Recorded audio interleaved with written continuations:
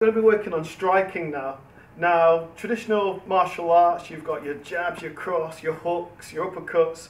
Now, what we're going to do is stuff that that's not allowed in the ring, such as hammer fists, hitting with this part of the hand. The reason why in boxing it's not allowed, because it's not protected by the glove. So we're going to be working hammer fists. Now you've got the forward hammer fist coming this way. Imagine you've got a threat coming to the side. I've got the side hammer fists. Imagine I've got someone behind me, I've got the rear hammer fists, okay? Imagine I've got someone grabbing my waist, I've got the downward hammer fists. Now what I'm going to do now is we're going to be doing hammer fists on the focus pads. So I'm going to get focus pads and Sir's going to work with me with hammer fists, okay? So my partner holds the pads. So from here we're going to do the forward hammer fist. So I'm hitting with what would normally be the unprotected part of the glove. So that's basically a forward hammer fist. Now imagine I'm facing forwards and my attacker is to the side.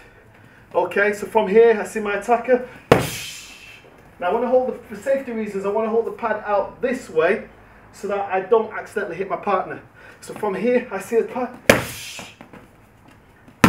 Okay, imagine the attacker's to this side.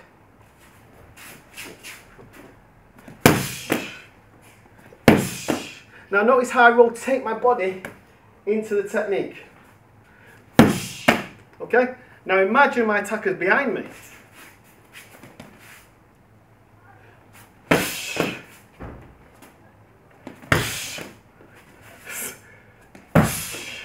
Okay? So my attacker's behind me.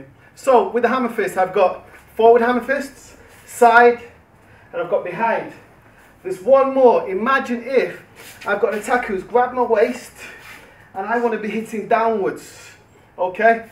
Now, it's going to hurt him. So what we're going to do is we're going to do it on the pads. So from here, or we could just have a friend. Okay? Thank you. So that is hammer fists. Okay, the hammer fist technique, just to add on to it, is probably the most underestimated technique that we've got, because it's the only technique that we use where you can do a downward motion, an upward motion, a left motion, a right motion, an up motion, a down to the corners. 8 different angles you can work this technique, and it will be very, very effective. Also, once you're raining elbow strikes, there's less chance of you damaging your knuckles or your thumbs. Most martial artists, when you're in a fight, maybe your adrenaline's going and you're not feeling it, but afterwards now you go into hospital with damage to yourself. Very, very, very rare we've found anybody who's had any damage once they're doing hammer fists. It might even look a bit girly and not that effective to the onlooker, but believe you me, the person on the receiving end will tell you that it's more than effective. And like I said, the hammer fist is probably one of the most universal techniques that you will ever find in your inner arsenal.